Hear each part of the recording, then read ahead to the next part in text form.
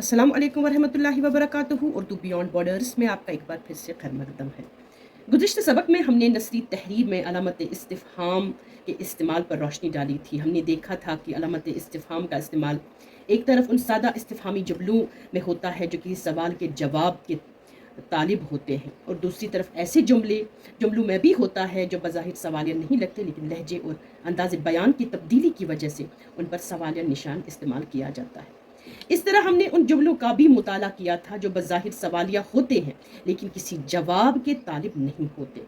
ऐसे इस्तिफ़हाम को हम बलागी इस्तिफ़हाम कहते हैं, जहाँ सवाल के ज़रिए दरअसल किसी ख़ास जज्बे, कैफ़ियत या ख़याल का इज़हार मकसूद होता है।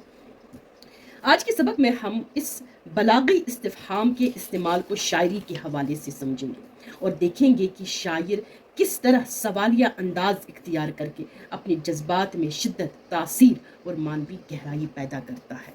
इस ताल्लुक़ से हमने जो है एक रुबाई पेश की है। ये रुबाई दाग दहलवी की है, बहुत ही मशहूर रुबाई है और बहुत ही आसान अंदाज़ में पेश की गई है, लेकिन इस रुबाई से हम बलागी इस्तिफ़हाम को अच्छी तरीके से समझ सकते हैं। मैंने आपको बताया था बलागी इस्तिफ़हाम जो है उसमें हम मुखातिब से जवाब के तालिब नहीं होते हैं, ठीक है ना। असल में हमें वो शिद्दत, वो कैफियत, वो ज़ोर और असर पैदा करना मकसूद होता है अपनी बात से कि हम सवालिया अंदाज़ इख्तियार करते हैं। ख़ास तौर पर शायरी में भी इसका अच्छा खासा इस्तेमाल रहा है। पिछले दो नशस्तों में जहाँ हमने कुछ अलामतों का ज़िक्र शायरी के तौर पर किया था, जिसमें दिल नादा तुझे हुआ क्या है, ये भी एक बलागी इस्तिफ़हाम है। इसी तरीके से हमने कुछ और अशार भी पेश किए थे जिनमें बलागी इस्तिफ़हाम का ज़िक्र बड़ी खूबी से मिलता है। यहाँ पर शेर है, ये रुबाई पहले मैं पढ़ूँगी और उसके बाद इसमें देखिए किस तरीके से बलागी इस्तिफ़हाम का ज़िक्र मिलता है। शिकायत दोस्त कर सकते हैं तेरी, कर नहीं सकते, कहीं ऐसा भी हो सकता है, ऐसा हो नहीं सकता। मेरे पासे वफ़ा की काश तुम मिक़दार ठहरा लो, कि इतना मुझसे हो सकता है, इतना हो नहीं सकता।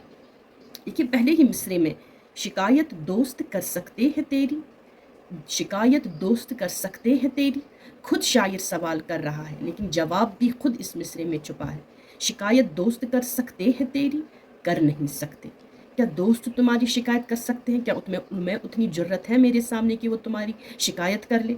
जैसे कि मैंने नसरी तहरीर में ये सवाल उठाया था, क्या कोई अपनी माँ को भूल सकता है? वो खुद जवाब छुपा था, उसे जवाब तलब नहीं करना था, क्योंकि कोई अपनी माँ को नहीं भूल सकता। तो यहाँ पर भी शायर इसी तरीके से शेरी अंदाज में कहता है, शिकायत दोस्त कर सकते हैं तेरी, कर नहीं सकते, लेकिन नहीं कर सकते वो तुम्हारी शिकायत। कहीं ऐसा भी हो सकता है, ऐसा हो नहीं सकता। क्या ऐसा हो सकता है कि वो तुम्हारी शिकायत कर ले? ऐसा नहीं हो सकता, ऐसा नहीं हो सकता। मेरे पासे वफ़ा की काश तुम मिक़दार ठहरा लो, मेरे मोहब्बत की को निभाने की काश तुम एक मिक़दार ठहरा लो, एक पैमाना ठहरा लो, कि इतना मुझसे हो सकता है, इतना हो नहीं सकता। यानी कि मैं इस मोहब्बत को निभाने में इतना कामयाब हो सकता हूँ और इतना नहीं हो सकता। काश तुम मिक़दार ठहरा लो, जब ये कहते हैं काश तुम मिक़दार ठहरा लो, यानी कि इसका कोई मिक़दार नहीं है, इसका कोई पैमाना नहीं है, वफ़ा को निभाने का कोई पैमाना ही नहीं है, ठीक है ना। इसीलिए शायर खुद महबूब से मुखातिब होकर कह रहा है कि तुम बोलोगे कि मुझसे इतना हो सकता है, इतना नहीं हो सकता। पासे वफ़ा में मिक़दार नहीं होता, ठीक है ना। पासे वफ़ा में मिक़दार नहीं, लेकिन काश तुम ठहरा लो, काश तुम देख लो कि मैं तुम्हारे साथ किस हद तक वफ़ा निभा सकता हूँ। असल में मुझे यहाँ पे सिर्फ दिखाना है कि किस तरीके ने शायर ने किस तरीके से खूबसूरती से इस बलागी इस्तिफ़हाम का इस्तेमाल किया है और किस तरीके से जुमले अमल में आए हैं। इसी तरीके से गालिब का ये शेर देखिए, हर एक बात पे कहते हो तुम कि तू क्या है, तुम ही कहो कि ये अंदाज़े गुफ्तगू क्या है। अब देखिए कि बज़ाहिर यहाँ क्या है के ज़रिए सवाल किया गया है, लेकिन शायर हकीकत में किसी मालूमात या जवाब का तालिब नहीं, वो तो अपने महबूब के सख्त तहक़ीर आमेज़ अंदाज़े गुफ्तगू पर एतराज़ कर रहा है। अब देखिए हर एक बात पे कहते हो तुम कि तू क्या है, यानी कि हर एक बात पे तुम मुझसे कहते हो कि तू क्या है, लेकिन मुझे हक़ीर जानते हो, लेकिन तुम्हारी हैसियत क्या है। हर एक बात पे कहते हो तुम कि तू क्या है। फिर शायर खुद जवाब दे रहा है, तुम ही कहो मेरे महबूब, फिर तुम ही कहो, तुम ही बताओ कि ये तुम्हारा जो अंदाज़े गुफ्तगू है, बात करने का जो ये तरीका है, وہ تو بتاؤ کہ وہ کیا ہے، یعنی کہ وہ دیکھو کہ تم کتنی تحقیر آمیز لہجہ استعمال کر رہے ہو میرے لیے۔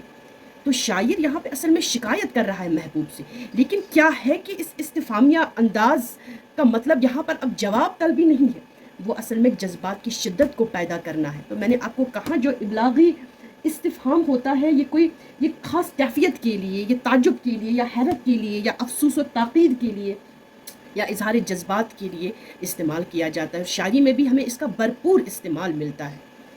اس طریقے کے بہت سارے شعر جو ہم نے پچھلے نشستوں میں بھی پڑھے، جیسے کہ دل ناداں تجھے ہوا کیا ہے، یہاں پر بھی ایک سوال یا استفہام جو بنتا ہے کہ دل ناداں تجھے ہوا کیا ہے، اصل میں شاعر خود ایک تعجب اور حسرت پیش کر رہا ہے۔